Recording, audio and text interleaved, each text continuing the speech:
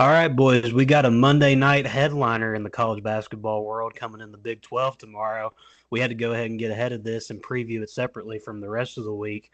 Houston is going to Texas Tech, the number 5 ranked team in the nation, subject to change against the number 9 Texas Tech Red Raiders. Sully, this is going to be an entertaining matchup. Both these teams sit in the top 10 of Ken Palm. Houston's last L came to Texas Tech, so what are we expected in the second edition of this matchup? Oh, you already know what you're getting out of Houston. Hard-nosed, gritty type of basketball game, a lot of defense, a lot of physicality. And I think Texas Tech, as we've seen from the previous game, the previous matchup between the two, they're going to live up to it. And I think this is going to be a great game. Obviously, game of the night tomorrow. I don't think really anything tops this. And I'm expecting a very physical, just brawl in Lubbock, Texas tomorrow. And I can't wait. I will be there for that. Yeah, this game has physical brawl written all over it with the way these two teams play. We've talked about it at length with Houston. I mean, the style of basketball they played. They just came off a gritty game against Iowa State. That one was a low-scoring one as well. They really clamped down an Iowa State team that's been pretty well offensively this year. Granted, they were missing Curtis Jones and Keshawn Gilbert yesterday. But, Blake, what are we expecting in this matchup the second time around? On the Houston side, I expect another big performance by LJ Cryer, and I really think that Milos Uzon has to be a key factor in this game because they're going up against a really deep Texas Tech team that has guys like JT Toppin, Christian Anderson, and etc. So this is going to be a really hard-nosed type of game, kind of like how Sully said. And I think for Houston to win this game, they got to control the tempo of the game, make it slow down like they usually do, and how they've done in the past 7 games in their winning streak. But then if you're Texas Tech, I think you have to speed up the game because Houston's going to try to control the game, and I feel like this is going to be a brutal game both ways. Like, it's going to go right down to the final seconds, I feel like. Last time they played, too, this game ended up in the 80s, so it was actually a pretty decent offensive matchup. Sully, we haven't gotten to talk to you about Houston in a while, but it really is kind of surprising to see that they've found kind of an offensive groove here. I mean, we were talking in the preseason, I know me, you, and Blake, I've mentioned it before, we were wondering what this team was going to look like without a bucket getter like Jamal Shedd. But LJ Cryer, he stepped up in moments. Milos Uzon, Juwan Roberts, he's been a force in the paint. What do we like the most about this Houston team? Because we obviously know they're known for their defensive ability, but on offense, they really haven't been super bad this year as compared to years past. Yeah, no, the one thing I like going forward with this Houston team is the emergence of Uzan. I think he's been awesome for them recently. I mean, you look at all their games since January 22nd, he scored in double digits in every game except one, which is against Arizona State. He scored 9. I mean, that's what you need out of a point guard, and especially out of Houston. He brings toughness like we've seen. He brings shooting.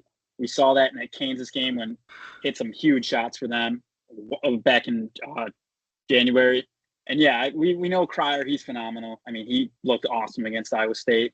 And I just think, like you said, we know about their toughness. We know about their physicality. That's their whole DNA. But this offense, though, like stepping up, this is like something we usually don't see with these Houston teams. We usually expect low-scoring games, but they've shown they can win by scoring the ball in high amounts. Like, I think very, very big for Houston moving forward. I think you can put them right in the national contenders here, along with like Duke, Auburn, Florida, Alabama, and we'll see going forward because they're getting Texas Tech.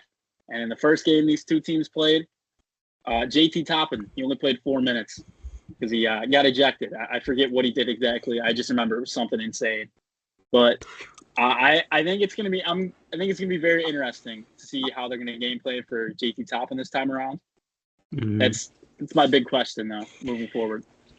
Yeah, and you alluded to kind of what I was thinking about with JT Toppin and Texas Tech. I mean, he hinted on it, Blake, but the last time this matchup happened, Toppin obviously was ejected only 4 minutes into the game. So this time around, I mean, they were able to get it done on the road the last time without him, and now they're bringing Houston into their building, and they're going to have JT Toppin, assuming nothing crazy happens like that or he doesn't get into foul trouble.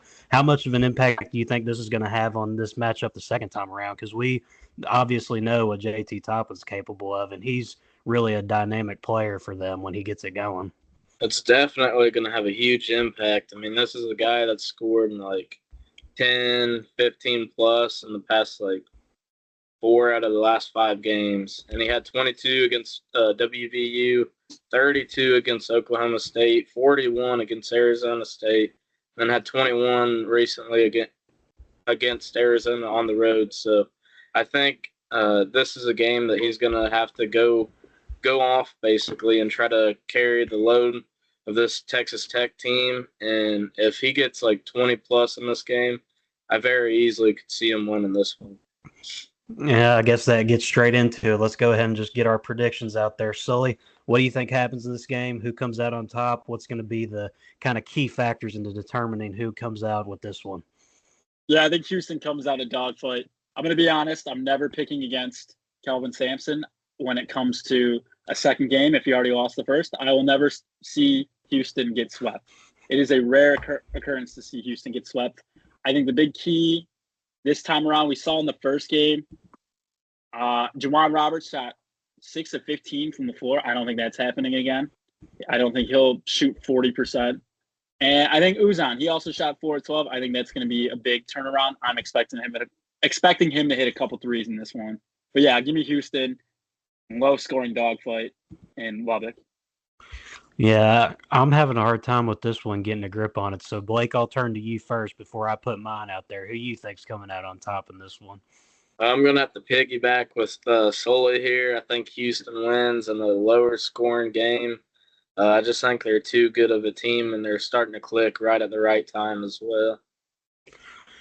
I guess I'm going to be the Lone Ranger here, but I think Texas Tech's going to get it done. I think the home court, that obviously can't ever be understated, and the fact that they're going to have JT Toppin, hopefully, I guess, assuming something crazy doesn't happen, like I said, assuming they're going to have him in the fold more for this one, I think that's a huge advantage for them, and it's going to help them out dealing with the physicality of Houston. And if you get a guy like Chance McMillan, who's been pretty steady this season and has been a very good player for them, if you can get him going, he's averaging, I think, about 2.5 made three-pointers over his last handful of games. He's a great shooter. He can score. He's averaging around 15. I think if you get him going and then you factor in having one of your better guys and JT Toppin back out there, the supporting cast around them with Elijah Hawkins, Kerwin Walton, all those guys, I think it's a recipe for success here for Texas Tech. And it's not really going to make too much of a difference when it comes to the Big 12 standings because as of right now, Houston's got a 3-game lead in that. So,